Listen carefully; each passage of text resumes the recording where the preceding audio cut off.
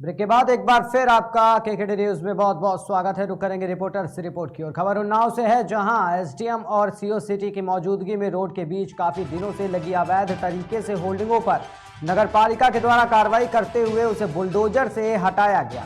यह अभियान उन्नाव के गांधीनगर तिराहे से लेकर अकरमपुर तक चलाया गया। ये जो जनपद में अवैध होर्डिंगें जो लगी थी, इसके संबंध में आज ये अभियान चलाया गया है। ये शहर में अवैध होर्डिंगें काफ़ी दिनों से लगी थी और इनके संबंध में पूर्व में भी एक एफआईआर दर्ज कराई गई थी। उसी के संबंध में आज शहर के साफ सुथरा रखने के लिए और शहर को जो होर्डिंगों से पाट दिया गया है उससे मुक्त कराने के लिए ये होर्डिंग हटाने का अभियान नगर पालिका के द्वारा चलाया गया है। इसी के क्रम में जो होर्डिंगें हैं ये हटाई जा रही हैं। सर, कहाँ से कहाँ तक ये अभियान चलाया गया? ये फिलहाल नगर पालिका की जो हमारी अकरमपुर की सीमा है, इससे लेकर गांधी तिराहा जो हमारा अस्पताल तिराहा है, यहाँ तक जो है अभियान ये जो है चलाया गया है। रोड के बीच में जो बड़े यूनिपोल लगे, क्या वो भी हटाए जाएंगे? रोड के बीच में जो बड़े यूनिपोल हैं, इनके संबंध में जो कार्रवाई है आगे की जाएगी। फिलहाल जो हमारे एंगल हैं जो छोटे हैं, इनको अभी हम हटा के जो शहर का सुंदरीकरण है इसका हम प्रयास जो है वो कर रहे हैं और जो भी अवैध रूप से जो होर्डिंगें लगाई गई थी इनको हटाया जा रहा है। रुक करते हैं अगली खबर की ओर। खबर सिद्धार्थनगर से है, जहां इटावा तहसील क्षेत्र के कड़जहवा में दबंग कोटेदार के द्वारा गलत तरीके से राशन वितरण किया जा रहा है। आपको बता दें, ये कोटेदार की अनुपस्थिति में दूसरे व्यक्तियों के द्वारा राशन वितरण किया जा रहा है। वहीं ग्रामीणों का कहना है कि वो व्यक्ति मनमानी तरीके से राशन वितरण करता है। वहीं ग्रामीणों की मांग है कि इसकी सही तरीके से जांच कराई जाए। मामला यही है, हमारे बाप के मरने से 4 साल के लगभग हो गया और उन्होंने फर्जी मतलब राशन कार्ड बना के और चीटिंगबाजी से इम्तियाज और इसरार बनकर राशन ले रहे थे। अभी किसी को मालूम नहीं था, इसके लिए हम लोग अभी मालूम पड़ा तो कार्रवाई किए हैं डीएम के पास। और मेरे यहाँ राशन कार्ड जो है वो मुजीबुर रहमान के नाम से कोटा चल रहा है और उस कोटे को कोई दूसरा बांटता है और वो बांटता है सिंगा शहरी पे। और हमारे गांव के औरतें जो है वो बेचारी पैदल जाती है, कोट चंपत राय गुरौआ जोत के लोग, तकलीफ बहुत पड़ता है आने जाने में। हमारे गांव का अगर कोटेदार है और कोटा हमारे गांव का है तो कोटा हमारे गांव में बंटना चाहिए। और जिससे परेशानियां ये है कि 5 किलो राशन वो पर आदमी के ऊपर काटता है। दूसरी चीज़ ये है कि वो राशन कार्डों में ऐसा घपला करके रखा है कि फर्जी तरीके से इनके उनके घरों में राशन कार्ड का दूसरे लोगों का नाम डाल के और राशन बांटता है और उसी में अपना सब करता धरता है उल्टा सीधा। कोटेदार मेरे ससुर मृतक हो गए हैं और उसके चीटिंगबाजी, इम्तियाज, इसरार, उन लोग नाती बना है, बेटवा बना है। बेटवा बन के और हमार कोटा उठावत हैं। हमारे पतुओं का ना ये राशन कार्ड देते, रुए के चली आवती ना राशन देते। खबर उन्नाव से है, जहां जिला अस्पताल के एनआरसी कक्ष और एसएनसीयू कक्ष का डीएम अपूर्वा दुबे ने औचक निरीक्षण किया। डीएम के औचक निरीक्षण से अस्पताल में खलबली मच गई। इस दौरान डीएम ने एसएनसीयू में भुगतान को नियमित करने के सख्त निर्देश दिए, तो वहीं डॉक्यूमेंटेशन दुरुस्त करने और मंथली ऑडिट के भी निर्देश दिए। मैं आज जिला अस्पताल के एनआरसी कक्ष और जो एसएनसीयू यानी जो शिशु संबंधी वार्ड है उनका औचक निरीक्षण अभी रात में किया गया है। इनकी व्यवस्थाएं किस प्रकार से की जा रही हैं, कतिपय जो कमियां हैं उसके लिए भी निर्देशित किया गया है और कल से रिपोर्ट भी उस संबंध में मांगी गई। कतिपय भुगतान की भी जो स्थिति है उसको थोड़ा इनको रेगुलराइज और जो डॉक्यूमेंटेशन है वो प्रॉपर करने के लिए इनको बताया गया है। साथ ही साथ जो एसएनसीयू के अंतर्गत जो भर्ती रेट है, चूँकि एडमिशन रेट्स ठीक है परंतु डिस्चार्ज और रेफरल रेट दोनों की ही ऑडिट जो है वो मासिक कराने हेतु निर्देशित किया गया है, ताकि रेफरल की जो जिसको कहते हैं स्थिति है वो नियंत्रित की जाए। खबर सहारनपुर के देवबंद से है, जहां बीआरसी गुनारसा में ट्रेनिंग लेते आए प्राथमिक विद्यालय के अध्यापकों के खाने में कीड़े निकलने से जिसके बाद में अध्यापकों में रोष फैल गया। उन्होंने खाने का विरोध करते हुए बीआरसी में महंगा किया और उसके बाद में हंगामा करने के बाद में अध्यापकों के हंगामे के बावजूद मौके पर कोई भी अधिकारी नहीं पहुंचा। आपको बता दें कि बीआरसी गुनसा में निपुण भारत के तहत प्राथमिक विद्यालय के अध्यापकों की ट्रेनिंग चल रही है। ट्रेनिंग समाप्त करके अध्यापक जैसे ही भोजन के लिए पहुंचे तो सब्जी में कीड़े निकलने से अध्यापकों में रोष फैल गया और उन्होंने खाने का बाइकआउट करते हुए मौके पर ही हंगामा शुरू कर दिया।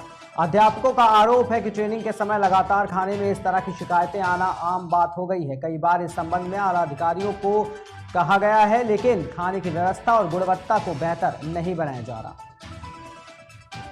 मामला ये हुआ, यहाँ पर 4 दिवसीय निपुण भारत मिशन के तहत प्रशिक्षण चल रहा है।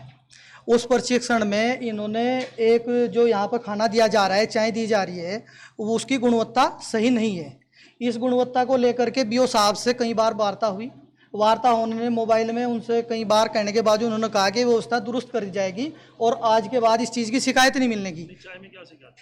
चाय में पहले दूध नहीं था, बहुत कम दूध था और उसमें जो मसाला या जो भी चीज़ डाली जाती थी वो नहीं डाली गई।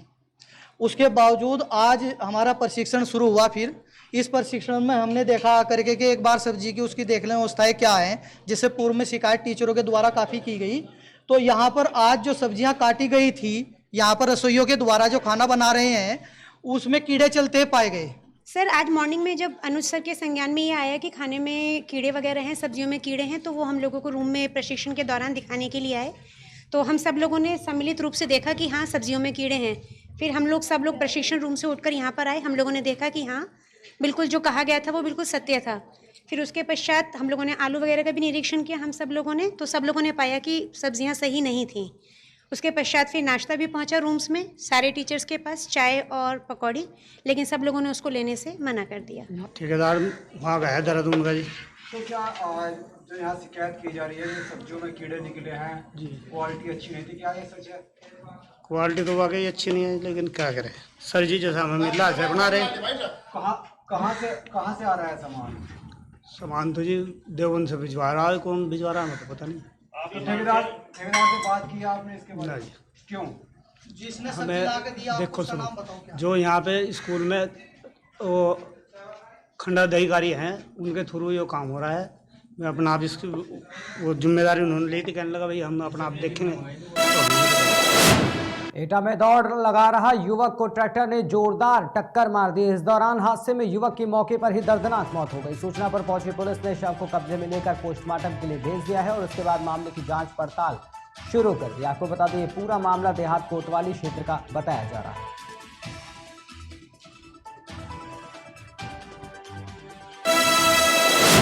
एटा में न्यायालय के रीडर से मारपीट करने का आरोप लगा है। हमले में रीडर के शरीर पर गंभीर चोटें भी आई हैं। रीडर का मेडिकल कराकर पुलिस को लिखित शिकायत पत्र भी दे दिया गया है। वहीं रीडर ने विपक्षी पर हमला करने का आरोप लगाया। हालांकि पुलिस घटना की तहरीर लेकर मामले की जांच में जुट गई है। पूरा मामला कोतवाली नगर के राजा हाउस का बताया जा रहा है।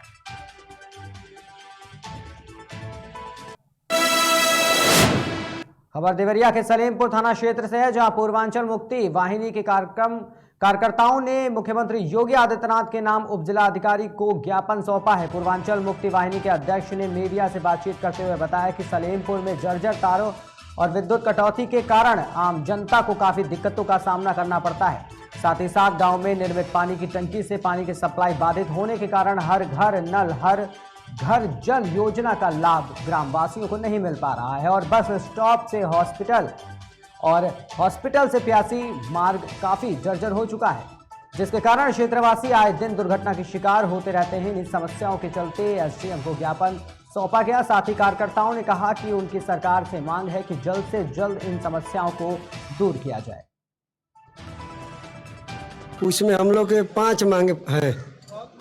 पहला, गांधी चौक से लेके सरकारी हॉस्पिटल तक रोड, और दूसरी की बात है आज़ाद नर्सिंग होम से प्यासी मार्ग तक रोड, और तीसरी की मांगे है कि महादास चौक से लेके सिसवा पांडे भटनी मार्ग तक। चौथा मार्ग यह है कि सरकारी हॉस्पिटल। पाँचवा मांग है जो बिजली की समस्या, और हम उनसे यही बात हुआ है कि अगर हम लोग का नहीं काम समय से होगा तो हम लोग आंदोलन करेंगे, सलेमपुर बंदी करेंगे। देखिए, इस क्षेत्र की काफ़ी सड़कें खराब हैं और काफ़ी लाइट का दिक्कत है, और हॉस्पिटल में भी समस्याएं हैं, और पानी की टंकी बनी हुई हैं, लेकिन पानी का सप्लाई नहीं हो रहा है। तो इन्हीं सारी जन समस्याओं को लेकर के हम लोगों ने सलीमपुर तहसील प्रशासन को आज ज्ञापन सौंपा है और यह मांग किया गया है कि 10 दिन के अंदर इसका निराकरण हो जाए, और अगर निराकरण नहीं होगा तो पूर्वांचल मुक्ति वाहिनी इसके लिए व्यापक आंदोलन करेगी। अब हम लोग चुप नहीं बैठेंगे। करते हैं शाहजहांपुर से आइए खबर की ओर, जहां पर एक होटल में अज्ञात चोरों ने दुकान की छत का जाल काटकर करीब 3000 रुपए और अन्य सामान लेकर फरार हो गए। पीड़ित ने इसकी शिकायत थाना तिलहर कोतवाली में दी। वहीं इस घटना के बाद जनता डरी है और सहमी है। जनता का कहना है कि जब 50 मीटर पर होटल सुरक्षित नहीं तो पुलिस क्या रखवाली करेगी। महीने में 2 बार चोरी हो चुकी है। अच्छा, किस चीज़ में चोरी हो चुकी है? ऊपर से लिंटर काट के चोरी निकालने के लिए। अच्छा, कोई दुकान है आपकी? होटल है। अच्छा, होटल है। तो जैसे आपके यहाँ से जो होटल है वहाँ से थाने की दूरी कितनी होगी? 50 मीटर होगी। मात्र 50 मीटर थाने की दूरी? 50 मीटर। अच्छा अच्छा। तो सीओ साहब और एसडीएम साहब भी आसपास बैठते होंगे? 50 मीटर उनकी दूरी भी है। अच्छा, तो 2 बार चोरी हो चुकी है? हाँ, दोनों बार गए वहाँ देख ले हुआ आज तक कुछ नहीं। अच्छा, तहरीर आपने दी है? तहरीर दे दी, उसकी फोटो कॉपी है। मात्र थाने से 50 मीटर की दूरी है। खबर बांदा से है, जहां पर अवैध असलहे के बल पर लूट की घटना को अंजाम देने का प्रयास करने वाले अभियुक्तों में से एक को पुलिस ने गिरफ्तार कर जेल भेज दिया है। वही घटना में शामिल 2 लोग अभी भी फरार बताए जा रहे हैं। आपको बता दें कि गिरफ्तार अभियुक्त पर पहले से ही 21 मुकदमे दर्ज हैं। पुलिस ने अभियुक्त के पास से मोटरसाइकिल, अवैध तमंचा और कारतूस बरामद किए। 7 सितंबर को एक घटना हुई थी जो कि इंदिरा नगर बांदा के आदर्श आभूषण केंद्र में 3 व्यक्तियों ने अवैध असलहा लेकर उसको लूटपाट करने का प्रयास किया था। हालांकि वो कुछ लूटपाट कर नहीं पाए थे, परंतु उन्होंने अवैध असलहे से अंदर घुस के उसका प्रयास किया था। और उसके बाद जैसे ही इस चीज़ की सूचना मिली थी, हम लोगों ने कई टीमों को इसमें लगाया था अनावरण करने के लिए। तो फाइनली घटना का अनावरण हो गया है। इसमें 3 व्यक्ति जो कि घटना में थे, उनमें जो प्रमुख व्यक्ति था वो सिराज नाम का व्यक्ति है, जो कि बांदा का ही रहने वाला है। और पूर्व में भी इसने काफ़ी सारी लूट की और इस तरह की जघन्य घटनाएं की हैं। इस व्यक्ति को गिरफ्तार कर लिया गया है और आगे जो है आवश्यक कार्रवाई की जा रही है। और बाकी जो 2 अभियुक्त हैं उनकी भी गिरफ्तारी का प्रयास किया जाए। चूँकि घटना में कोई लूट हो नहीं पाई थी, तो इसलिए इनके पास से जो बरामदगी हुई हम लोगों को, वो ये जो असलहा इन लोगों ने इस्तेमाल किया था और इसके अलावा जो बाइक का इस्तेमाल इन लोगों ने घटना में किया था, वो सभी इन्होंने बरामद किया। रुकते एक छोटे से ब्रेक के लिए, कहीं मत जाएगा, जल्द हाजिर होंगे। देखते रहिए KKD news. Feel the power of Angel.